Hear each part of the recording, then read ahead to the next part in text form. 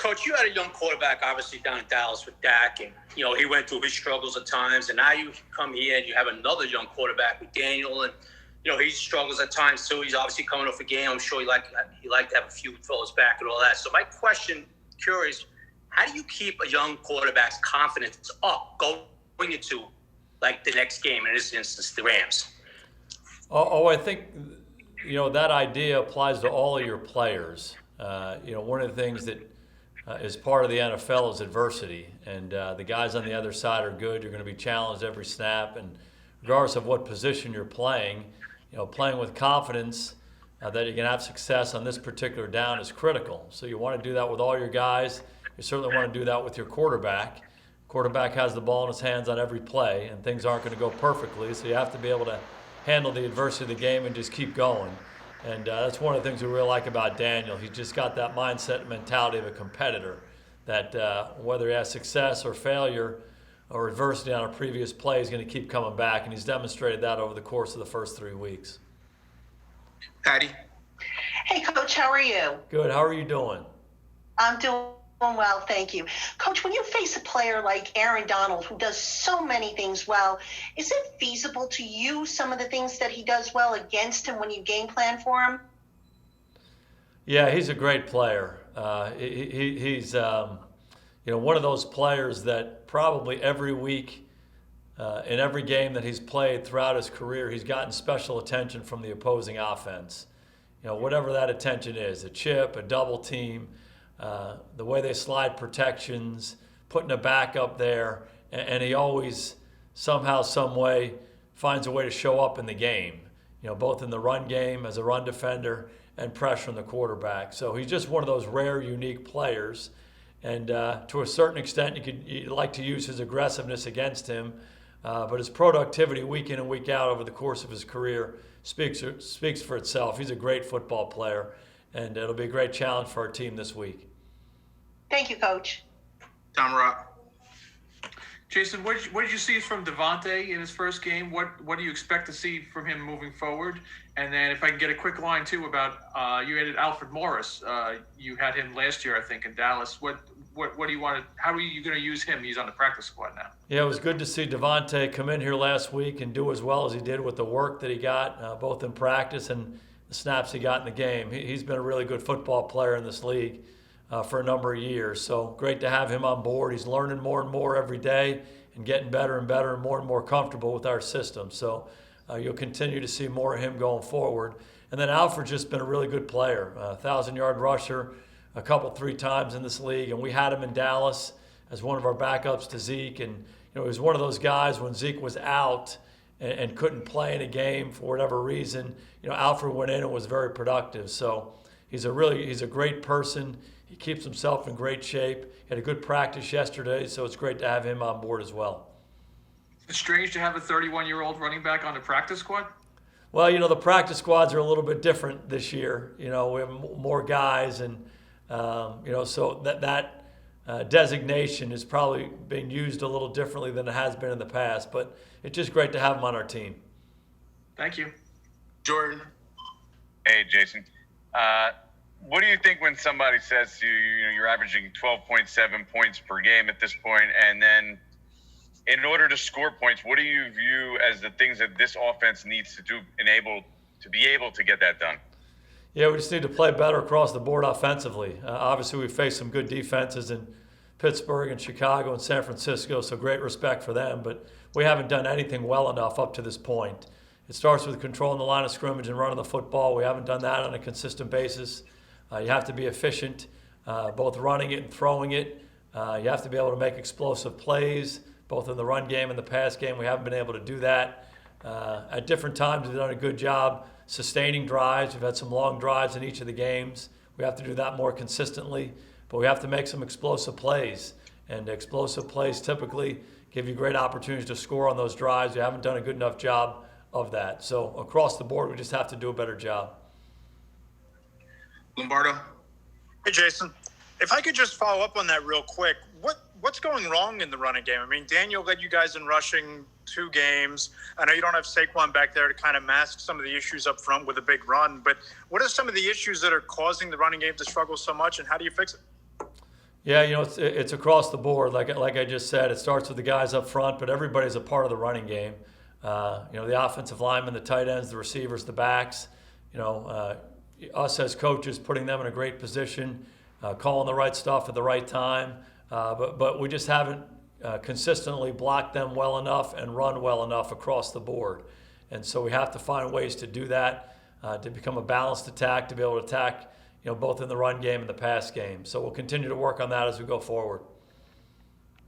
We got time for three more. Pat Leonard, Carizaro, and Dunleavy. Pat Leonard. Hey, Jason, is your guys' inability to run the ball affecting how often you run play action? We've run a lot of play action, or a decent amount of play action over the first few weeks. Obviously, sometimes you get into games when you're behind. You're in a 2-minute drill before the half, or 2-minute drill at the end of the game, or you're down a couple scores, and you get yourself into a different mode. So I think it's probably less about that, about inability to run the football, than it is about game-type situations.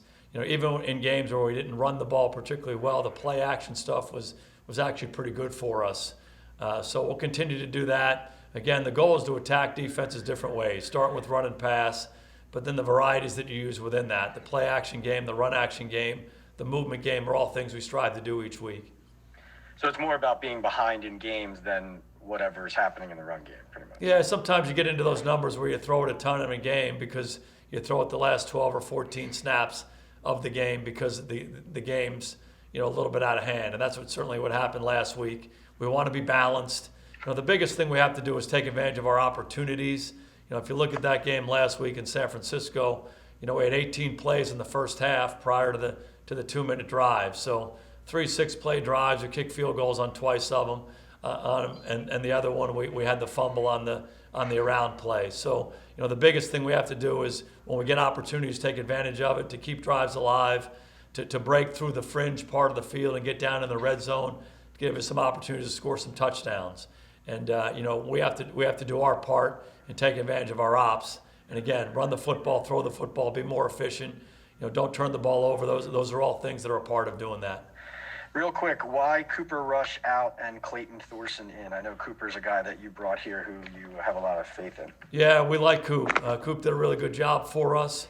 He was in that practice squad mold, and we just thought we brought Clayton in for a workout. Clayton was with us in Dallas last year as well, so gave him an opportunity to come in and see what he can do, learn in our system. But like both those guys a lot. Both those guys are good young quarterbacks who can play in this league. Mark. Hey, Jason, with regard to Daniel, obviously you've just had him 3 games here, but your familiarity with him is pretty good from playing against him. With regard to the turnovers, which seem to continue to happen for him, can you put your finger on what's going on there, and what are the things that you're trying to do to curb that? Well, it's about the ball for everybody, and everybody has a responsibility to the ball. It starts with coaches, but guys up front, tight ends, receivers, running backs, and certainly the quarterback when he has the ball in his hand. And so that's a big point of emphasis for us. We just have to continue to focus on protecting it better, continue to focus on our decision making, continue to focus on putting the players in a good environment where they can protect the football, and understanding the place that the ball has in the game. Last week we had just over 50 plays in the game, but 3 of those plays were turnovers, and there were significant plays in the game for us. So we all have a piece of it. We all have a responsibility for it. It's important for us to continue to emphasize it and take that practice emphasis to the game. If I could just follow up a little bit with, being more specific about Daniel, is there a common denominator with some of this stuff that you've seen with him? Yeah, Even as I don't know if there's a common denominator. I think if you look at the turnovers this year, they've happened in different ways. Sometimes it's been a sack in the pocket. It's been a pitch on an around play. It might be a fumble here, an interception there, for different reasons. And I think if you look back at last year, you probably see them the same way. So, been around young players before who've had issues turning the ball over, and you just keep emphasizing it, and you keep trying to put them in an environment where the ball is not at risk. Having said that, when you play that position, you have to make plays in this league too. So you're always balancing those things. we never want to take the edge or the stinger off the player. But at the same time, I've seen it done where you can make plays and also take care of the football. And that's what we're striving for him and for everybody on our team. There have been some quarterbacks, just one quick follow, that have not been able to shed that habit. And is there any concern that he's going to continue to do this? Yeah, Daniel has a chance to be a really good player. He has all the physical tools. He has all the intangibles you want. He loves it. He works hard at it. He's tough physically and mentally. And I think this is just something that the more he plays, hopefully the better he gets at it. And I don't think it's a rare thing for young players who play quarterback to have these issues. And we just got to keep working on it, and hopefully it'll continue to grow week by week. Last question here, Dunleavy.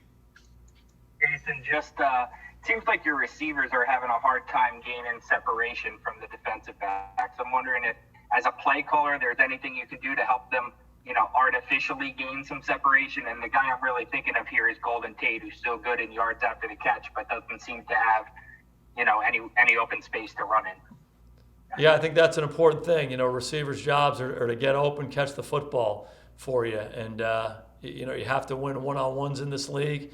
But at the same time, we as coaches are always trying to put them in a great position where they have some advantages to do that. Whether that's our formation use or how they align, whether you're using motion, putting them in different spots. You're always looking at ways to do that to help your guys. So the guys are working hard. I do think they're getting better and better and better. We have to continue to work in that area because making some plays in the passing game, just simply beating our guys is a critical part of having some success and being efficient in that area of our team.